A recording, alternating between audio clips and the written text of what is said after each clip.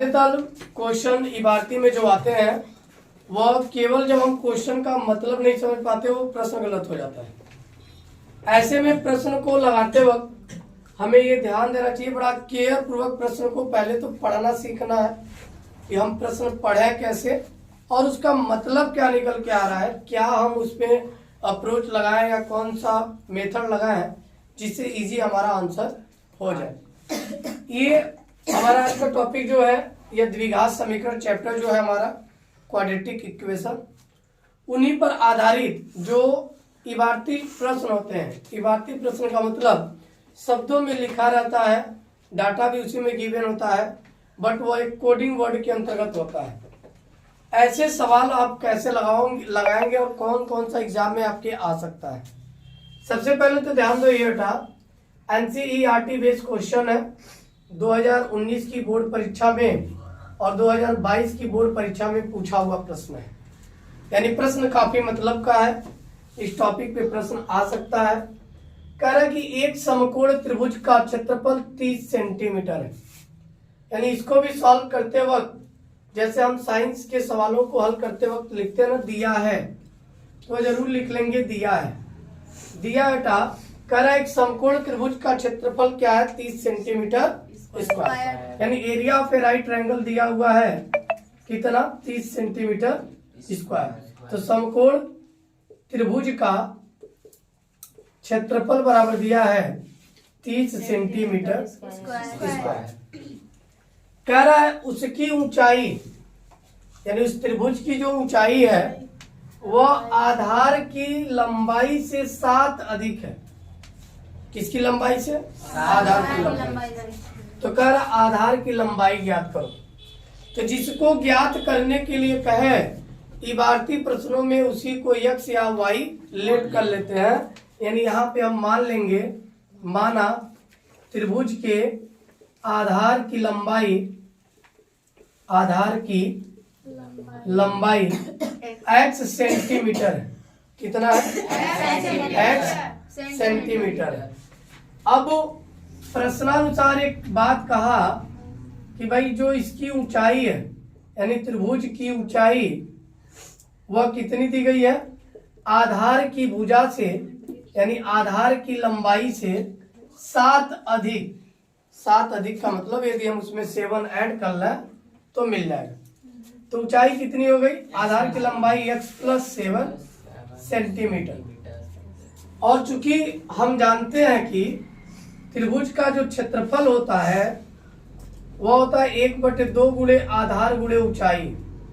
1/2 गुणे आधार गुणे ऊंचाई, और आधार का मान हमने मान लिया है कितना, x, और भुजा कितनी है, x + 7। ऊंचाई कितनी है, x + 7, और त्रिभुज का क्षेत्रफल दिया हुआ है कितना, 30 सेंटीमीटर। कोई डाउट है तो? यदि हम 2 को इधर ट्रांसफर कर दें तो 30 में 2 का मल्टीप्लाई करेंगे तो 60 हो जाएगा, और x का x में गुणा करेंगे तो x² + 7x। कोई डाउट? अब ये हमारा बन गया एक द्विघात समीकरण। और द्विघात समीकरण को हम हल कैसे करते हैं, लिख सकते हैं x² + 7x। 60 को उधर ट्रांसफर कर दे तो क्या हो जाएगा, -60 बराबर 0।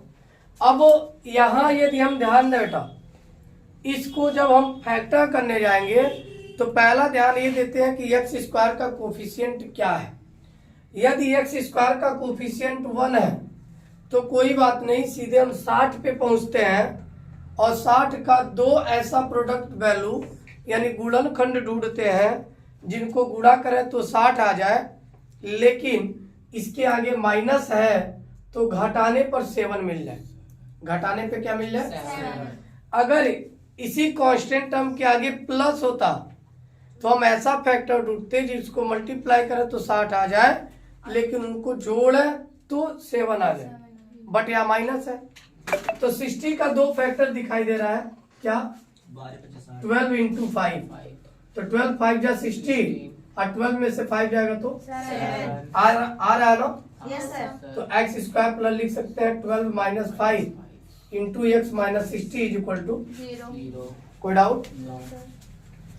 यानी यहाँ मिल जाएगा x² 12 से x में मल्टीप्लाई कर दे 12x minus 5x minus 60 is equal to, दोनों में क्या कॉमन होगा x, तो x प्लस 12, इन दोनों में क्या कॉमन होगा माइनस 5, तो यहाँ बचेगा x और यहाँ माइनस माइनस प्लस हो जाएगा और 5 12 जा 60 इज इक्वल टू, अब दोनों में क्या कॉमन हो रहा है x प्लस 12 और एक x माइनस बराबर, एक बार x प्लस 12 बराबर 0 दिखाएंगे, एक बार x माइनस 5 बराबर 0, तो x बराबर क्या हो जाएगा यहाँ 5, लेकिन यहाँ x बराबर क्या होगा माइनस 12। और बेटा एक चीज याद रखना, कभी भी इसकी भुजा ऋणात्मक नहीं हो सकती है, क्योंकि लंबाई यहाँ ऋणात्मक नहीं लेंगे, इसलिए यह क्या होगा अग्राह होगा।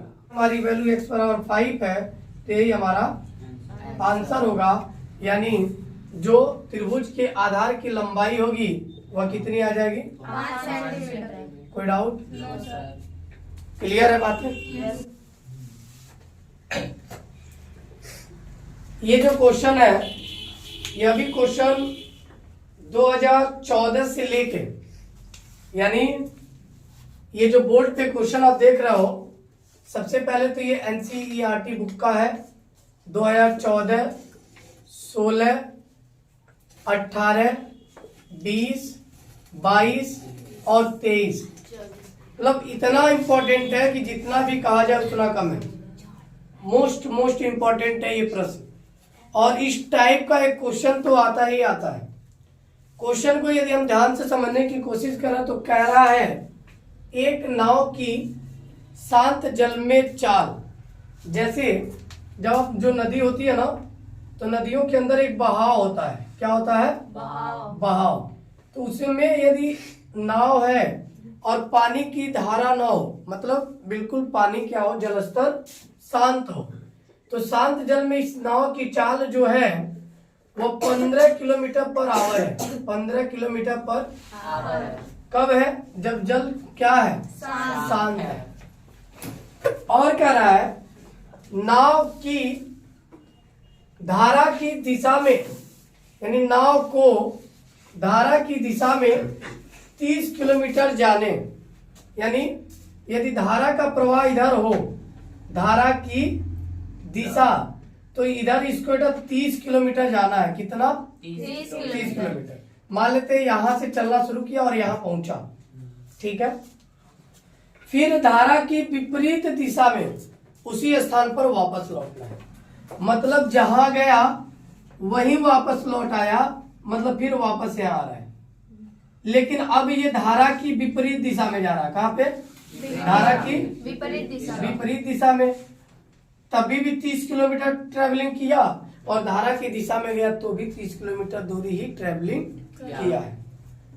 कह रहा है कुल समय 4 घंटे 30 मिनट लगा, यानी इस दौरान जाने और आने में जो कुल समय है वह कितना लग रहा है? 4 घंटे 30 मिनट। तो हम इसको भी चाहे तो घंटे में बदल सकते हैं, लिख सकते हैं 4 प्लस 1/2 घंटे, क्योंकि 30 मिनट जब घंटे में बदलेंगे तो 30/60 होगा, 30 दूना 60, या 30 मिनट को आप जनरली आधा घंटा बोलते हो, ये बोलते हो आधा घंटा, दैट मीन्स 1/2 घंटे। कोई डाउट? अब यहाँ पे 4 दूना 8, 8 और 1 क्या हो जाएगा 9/2 घंटे, यानी जो कुल समय लग रहा है वो 9/2 घंटे लग रहा है। तो कह रहा है धारा की चाल ज्ञात कीजिए। क्या ज्ञात कीजिए? धारा की चाल। हल कैसे करेंगे? सबसे पहले बेटा दिया क्या है वह मैं यहाँ लिख लेते हैं। दिया है कि शांत जल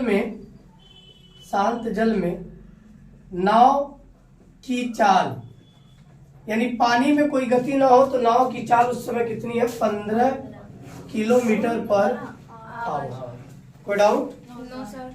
फिर उसके बाद मान लेते हैं, माना चूंकि हमको ये ज्ञात भी करना धारा की चाल, माना धारा की चाल जो है वह x किलोमीटर पर आवर है। कितना मान लिया हमने? x kilometre per hour. तो धारा की दिशा में नाव की चाल तो बदल गई। अब धारा की दिशा में नाव की चाल क्या होगी? नाव की चाल अब हो जाएगा x plus 15 kilometre per hour या 15 plus x kilometre per hour. लेकिन यही यदि धारा की विपरीत दिशा में निकालनी हो, धारा की विपरीत दिशा में नाव की चाल, शांत जल में 15 थी तो 15 माइनस एक्स कर लेंगे जल की चाल को, क्योंकि जल की चाल क्या करेगा? अवरोध पैदा करेगा।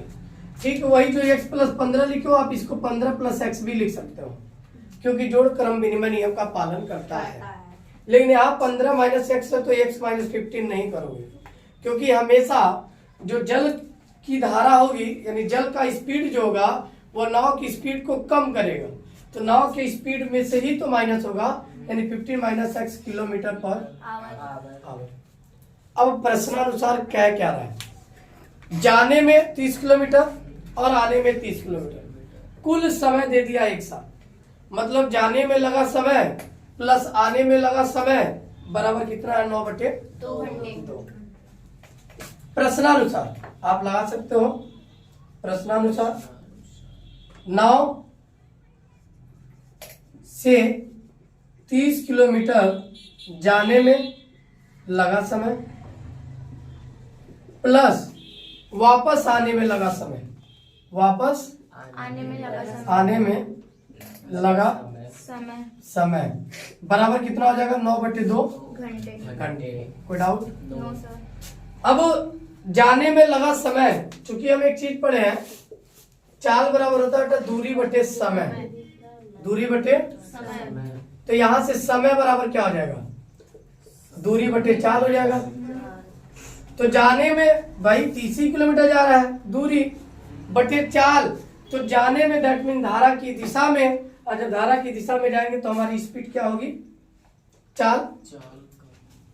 चाल बराबर दूरी बटे समय, तो समय बराबर दूरी बटे चाल, तो 30 बटे क्या हो जाएगा बेटा? 15 प्लस एक्स प्लस वापस आने में, तो आना भी है 30 ही किलोमीटर, लेकिन चाल बदल गई है, वापस आते हुए चाल कितनी है? 15 माइनस एक्स बराबर 9/2।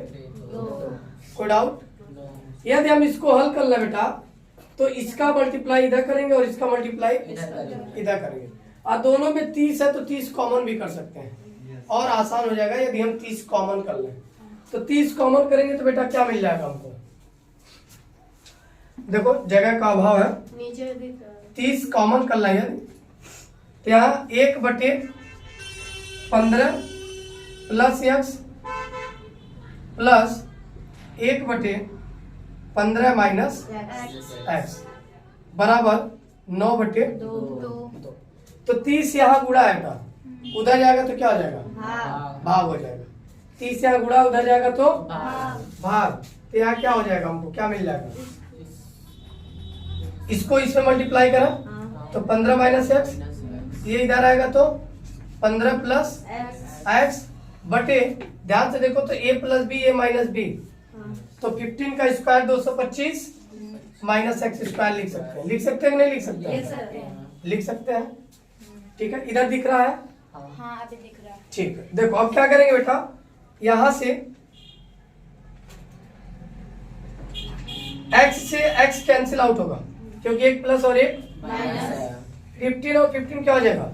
30, और ऑलरेडी बाहर ये जो 30 था, इधर 30 था ना यहाँ पे, ये 30 यहाँ रहने था मान लो, तो 30 इंटू 30 मिल गया हमको, 30 इंटू 30 बटे में 225 minus x square, 225 minus x square बराबर 9/2। कोई डाउट यहाँ तक? अब यदि ध्यान से देखा बेटा तो 3 दहा में 30, 3 दहा में 30, 3 से कैंसिल आउट हो रहा है, 3 10 जा 30, 3 10 जा 30, यानी 3 3 जा 9 इधर मिला और 9 1 जा कैंसिल कर सकते हैं। कोई डाउट? जैसे ऐसे अगर कैंसिल आउट करते हैं, 3 3 जा 9, तो 3 10 जा 30, 3 1 जा और 3 10 जा 30। बात समझ में आ गई? 10 10 जा क्या हो जाएगा? 100, और 100 में 2 से मल्टीप्लाई करेंगे, इधर ले आएंगे तो 200 और ये इधर जाएगा तो 225 माइनस एक्स स्क्वायर। अब एक्स स्क्वायर को बेटा इधर ले आओ, इधर मिलेगा 225 माइनस 100 2 जा 200, एक्स स्क्वायर की वैल्यू क्या हो गई 25। 200 में से 225 में से 200 माइनस करेंगे तो क्या बच जाएगा 25। कोई डाउट? यानी एक्स की वैल्यू क्या हो गई प्लस माइनस 5, लेकिन आंसर हमारा क्या होगा 5 किलोमीटर पर आवर, क्योंकि चाल कभी ऋणात्मक नहीं हो सकता, क्योंकि दूरी कभी ऋणात्मक नहीं हो सकता है। और चाल बराबर भी तो होता है दूरी बटे समय, तो दूरी कभी ना तो ऋणात्मक हो सकता है और ना ही शून्य हो सकता है। ठीक उसी प्रकार चाल भी कभी ऋणात्मक और शून्य नहीं हो सकता। लेकिन यही वेग होता तो वेग की स्थिति में पॉसिबल था कि वह शून्य भी हो जाए, ऋणात्मक भी हो जाए, धनात्मक भी हो जाए। इसलिए यहाँ से हम -5 छोड़ देंगे और +5 ले लेंगे। यानी शांत जल में जो शांत जल की जो चाल होगी कहाँ मानेगा या ना, तो ये हो जाएगी कितनी 5 किलोमीटर पर। यही हमारा आंसर है। क्लियर है बात है? अच्छे से नोट कर लीजिए, बेहद बेहद इंपॉर्टेंट प्रश्न है बोर्ड एग्जाम 2024 के लिए सर आएगा। ऊपर में